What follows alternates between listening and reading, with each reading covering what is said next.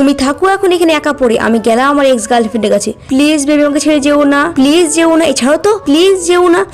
তুই যাই তো যা, ভালো করে যা। তার এত সব টাকা আমি পার্সেল অর্ডার করে খরচ করে দেবো, তখন দেখবো তুই এক্স গার্লফ্রেন্ডের সঙ্গে কি করে থাকিস। এই তো আমার পার্সেল চলে এসছে, ইয়ে আমার তো অনেক মজা।